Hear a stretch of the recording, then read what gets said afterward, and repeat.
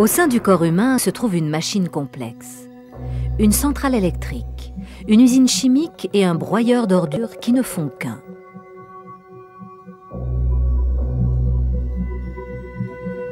Pour la mettre en marche, il suffit de manger.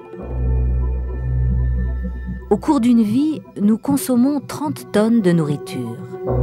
Découvrons les mystères de la digestion. Tout de suite, dans le corps humain.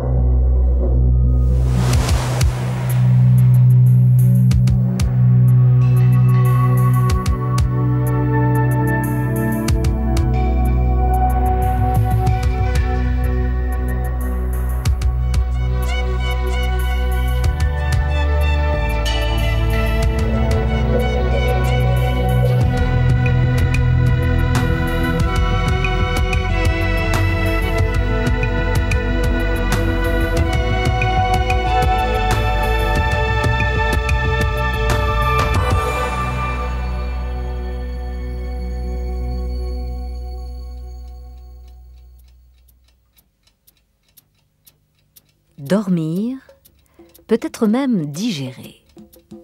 Bien que Gary soit en train de dormir, son appareil digestif ne cesse jamais de fonctionner. Il est en train de digérer son dîner. Les aliments sont le point de départ de tout ce qui se passe dans le corps. Pour digérer, nous utilisons 10% de nos besoins énergétiques quotidiens. 70% servent à garder le corps inactif et font fonctionner le système qui nous garde en vie.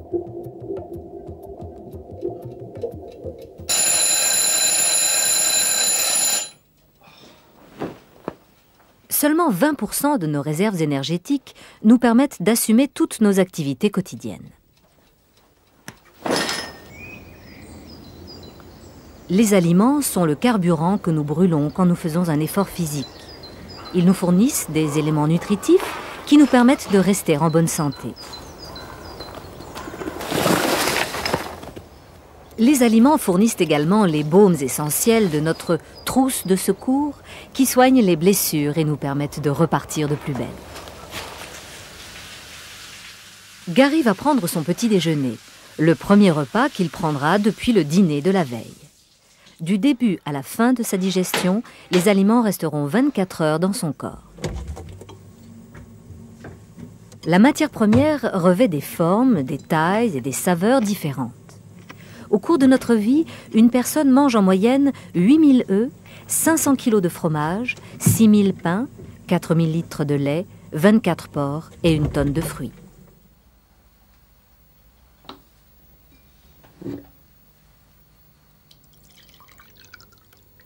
La déglutition est à la base du processus digestif. Quand nous avalons, un réflexe nous empêche de respirer. Le palais empêche les aliments d'être reflués vers les fosses nasales. Un clapet élastique situé derrière la langue, nommé l'épiglotte, s'abaisse et obture le larynx, la voie aérifère qui mène aux poumons.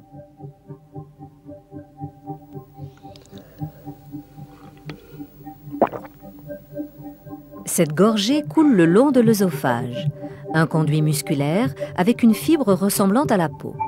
Ces parois se contractent avec une force telle que l'on pourrait boire la tête en bas. Ces contractions, connues sous le nom de péristaltisme, sont le point de départ d'un processus incessant dont la tâche est de digérer les aliments et les liquides.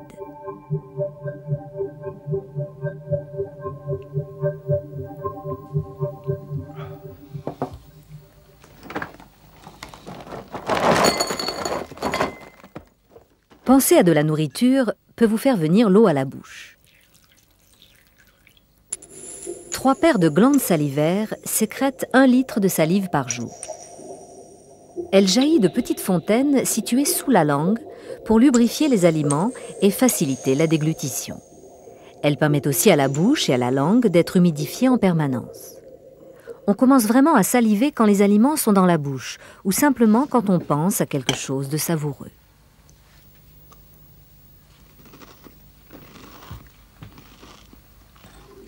À partir de maintenant, les aliments vont parcourir 11 mètres au sein de l'appareil digestif.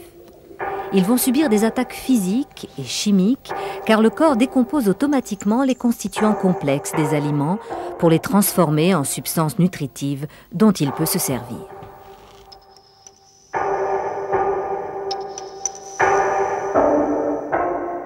La mastication est à la base de ce processus. La bouche possède 32 dents conçues pour broyer, couper et déchirer. La surface blanche des dents, l'émail, est la substance la plus solide du corps humain.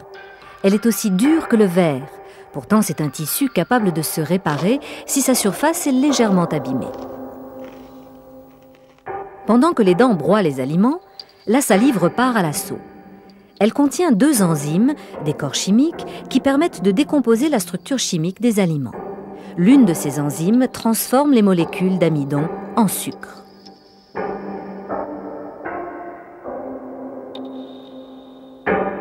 Si vous mangez de l'amidon pendant 1 minute ou 2, vous pourrez goûter le résultat de cette réaction chimique, un goût sucré dans la bouche. La bouchée ou bol alimentaire glisse le long de l'œsophage en seulement 3 secondes. Voici la sortie qui mène vers l'estomac, une valve qui se trouve au bout de l'œsophage. Au-delà se trouve l'intérieur d'un sac musculaire. Il a la taille et la forme d'un gant de boxe. L'estomac traite les aliments. Il réduit en poudre ce que nous mangeons en le diluant, le concentrant, afin de le préparer à la prochaine étape de la digestion. C'est aussi un réservoir qui garde les aliments entre chaque repas.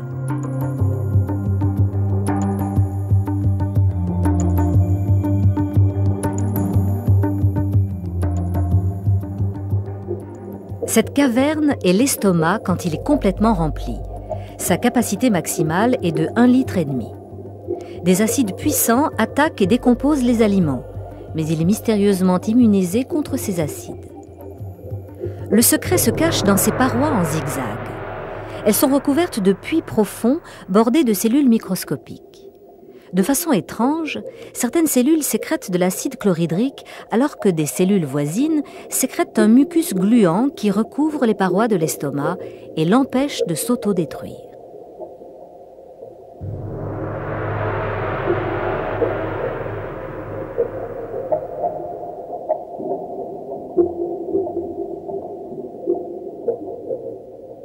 Les parois de l'estomac sécrètent presque 4 litres de suc gastrique par jour. Comme la salive, ces glandes peuvent se mettre en marche dès que l'on pense à de la nourriture.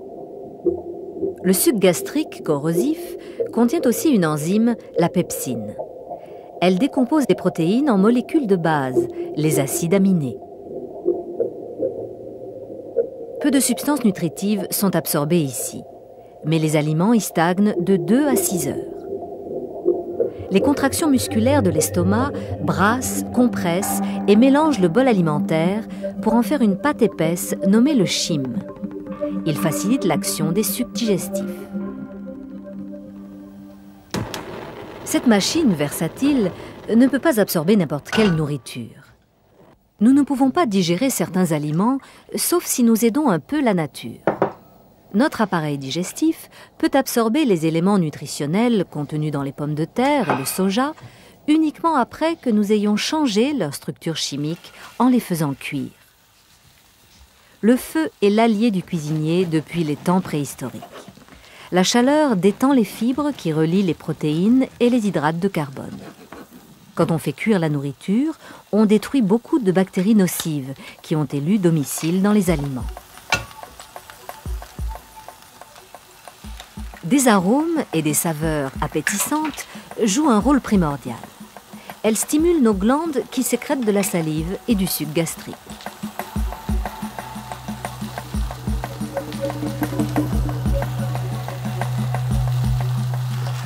On prend aussi un plaisir particulier à faire la cuisine. Parfois.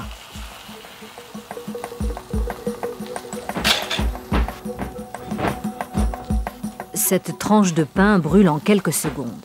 Si elle libérait son énergie aussi rapidement à l'intérieur du corps, nous finirions aussi en fumée.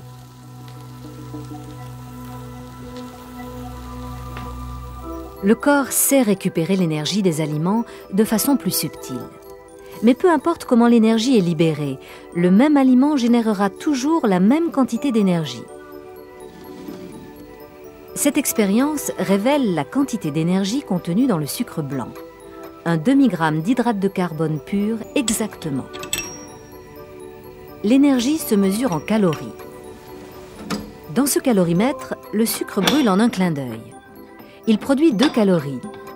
Une petite cuillère de sucre produira 20 calories. Tous les hydrates de carbone produisent presque la même quantité d'énergie. D'autres aliments contiennent plus ou moins d'énergie. Les graisses contiennent 2 fois plus de calories que les hydrates de carbone. Alors que le sucre nous apporte de l'énergie de façon instantanée, les graisses nous apportent un carburant plus concentré.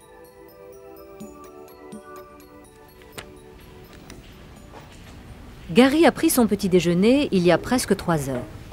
Le bol alimentaire a quitté son estomac pour commencer un périple de 6 mètres à travers l'intestin grêle. Si notre appareil digestif pouvait se tenir de tout son long comme un ver de terre, nous devrions mesurer 9 mètres de haut. Au lieu de cela, nos intestins forment des méandres impeccables qui s'adaptent parfaitement à notre corps.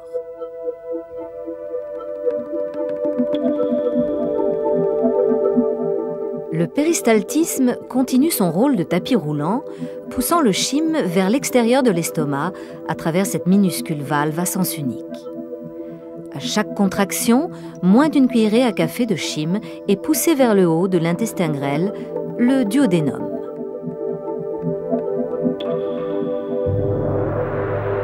Ici, la surface interne de l'intestin se transforme en un velours doux et humide. Elle est spécialement conçue pour absorber les constituants décomposés des aliments.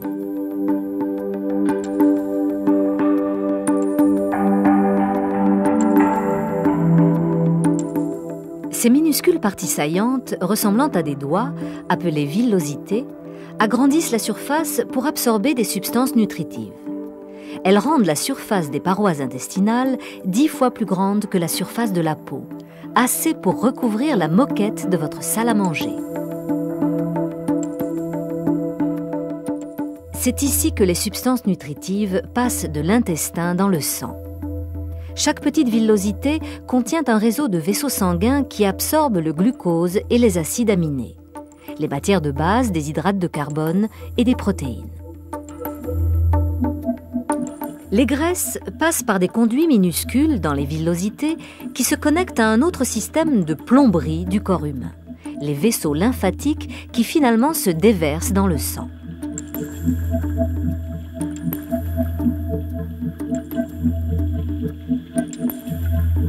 Ce réseau très dense de conduits microscopiques s'enroule autour de l'intestin grêle et transporte les substances nutritives des aliments. Après avoir mangé un repas lourd, le sang arrivant d'autres régions du corps irrigue ses capillaires. Nos muscles sont faibles et notre cerveau embrouillé. Nous sommes ce que nous mangeons. Un corps sain a besoin d'un régime équilibré. Les nutritionnistes connaissent les ingrédients essentiels. Parmi des milliers d'aliments différents, le corps n'a besoin que de 40 substances nutritives. Le régime parfait n'existe pas.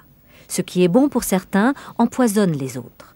Cependant, nous devons manger les aliments essentiels dont nous avons besoin pour rester en vie.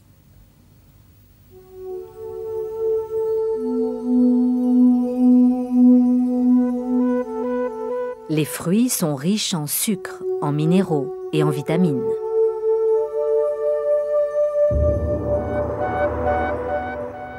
Voici un cristal de vitamine C pure que l'on trouve dans les agrumes comme les oranges. Elle veille à la bonne santé des os, des gencives et des dents.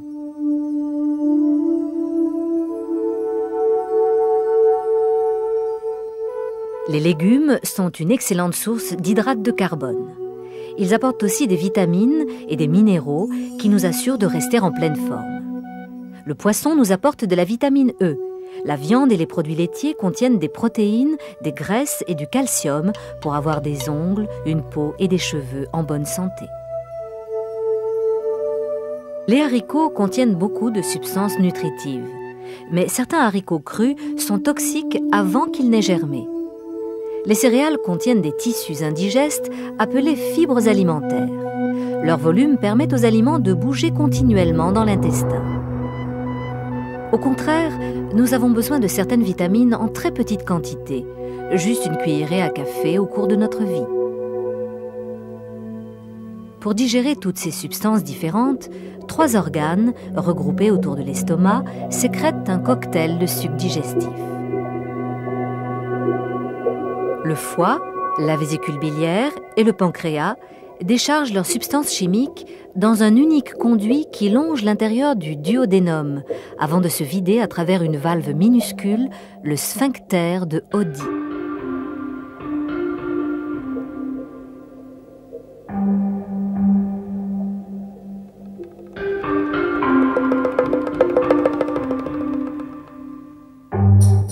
Chaque jour, le foie sécrète 1 litre de liquide vert, la bile.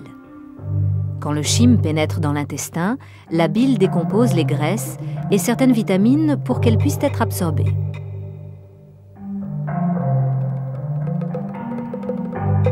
Les ondes du péristaltisme poussent le chyme rempli d'acide dans l'intestin grêle, courant le risque d'abîmer ses parois. Ainsi, les nerfs des parois intestinales stimulent le pancréas pour qu'il produise un liquide alcalin qui neutralise les acides. Ce suc pancréatique contient aussi de puissantes enzymes. Elles finissent de dissoudre les constituants du chyme en molécules plus simples.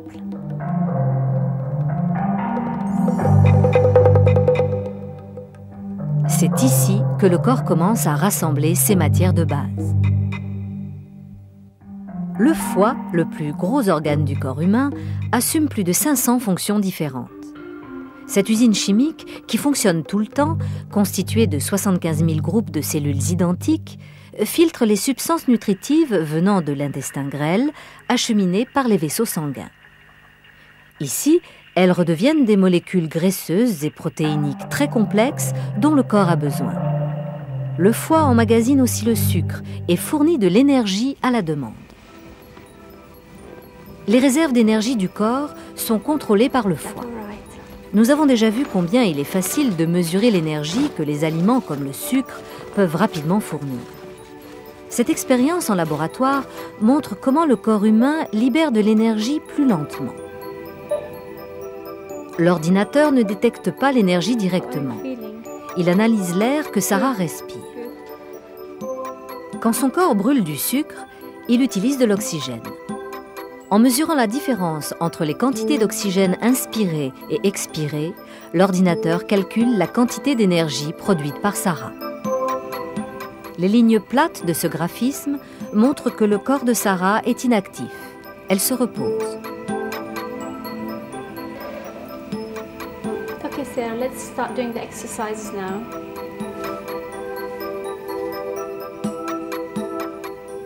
Quand Sarah commence ses exercices, sa consommation d'oxygène augmente immédiatement. Ses muscles ont besoin de carburant. C'est pourquoi le foie lui apporte davantage d'énergie fournie par une précédente digestion.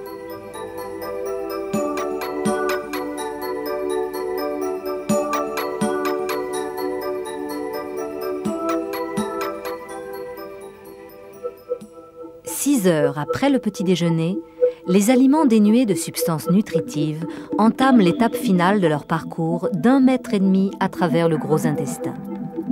Toutes les conditions sont maintenant réunies pour passer à la 3e étape de la digestion.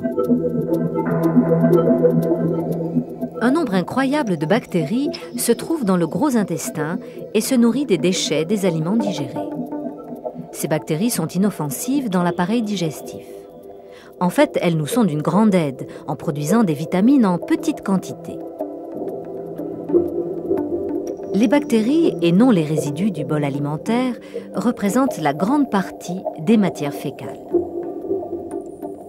Le dernier composant est l'eau, une substance si importante que le corps la recherche en permanence dans nos déchets.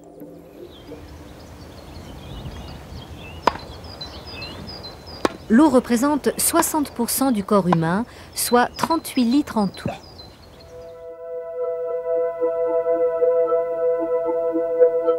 Malgré tout, nous risquons sans cesse de nous déshydrater. Pour bien contrôler l'eau dans le gros intestin, les parois du tube digestif transforment les cellules qui absorbent les substances nutritives en cellules conçues pour filtrer l'eau. Les sucs digestifs ont réduit les aliments en bouillie et le corps a besoin de récupérer cette eau.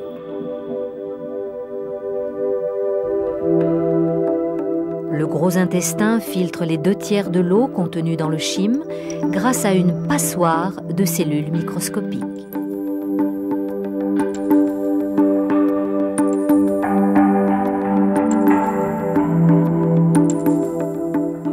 Des milliers de vaisseaux sanguins situés dans les parois intestinales absorbent 5 litres d'eau par jour.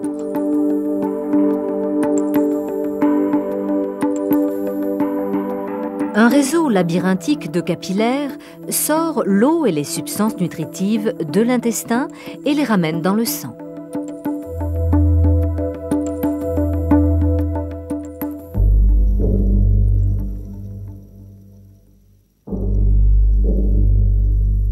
Les parois musculaires du gros intestin poussent son contenu vers le rectum, là où se termine l'appareil digestif long de 9 mètres.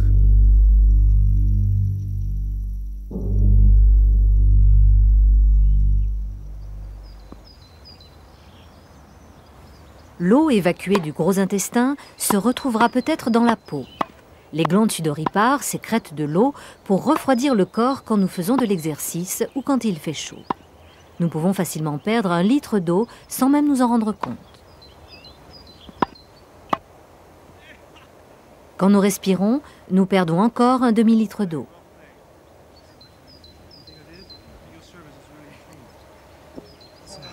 Même si nous ne faisons pas d'exercice fatigant, nous avons besoin de 2,5 litres d'eau par jour.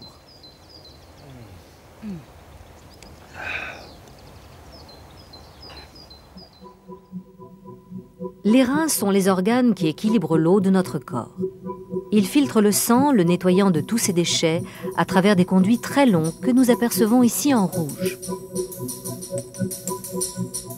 Les larges artères et les veines acheminent le sang jusqu'aux reins en quantité abondante. Le sang du corps tout entier les traverse toutes les 5 minutes. Cela représente 1500 litres par jour, soit 38 millions de litres au cours d'une vie. Chaque rein contient plus d'1 million de filtres. Le sang traverse un nœud de capillaires. L'eau et les déchets sont éliminés puis récupérés par des conduits entrelacés. 99% de l'eau retourne alors dans le sang.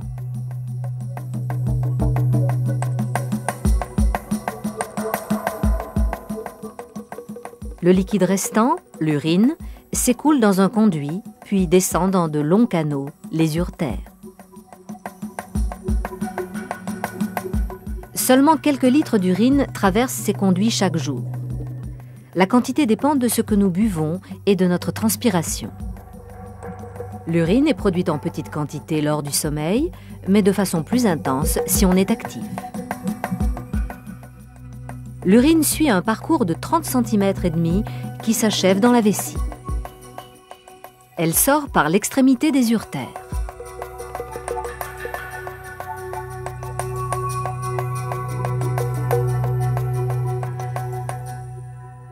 Plus la vessie se remplit, plus ses parois musculaires et élastiques s'élargissent. Quand elle est vide, la vessie est aussi petite qu'une noix. Quand elle est pleine, elle est aussi grosse qu'un poing. L'appareil digestif est presque sur pilote automatique. Mais nous contrôlons consciemment l'étape finale, l'excrétion, tout comme la première partie du processus digestif. Manger, digérer, excréter font partie d'un cycle sans fin. Même les aliments les plus exotiques servent à une seule chose, nous maintenir en vie, en bonne santé. Et ce grâce à cette fabuleuse machine qui travaille nuit et jour sans même que l'on s'en rende compte.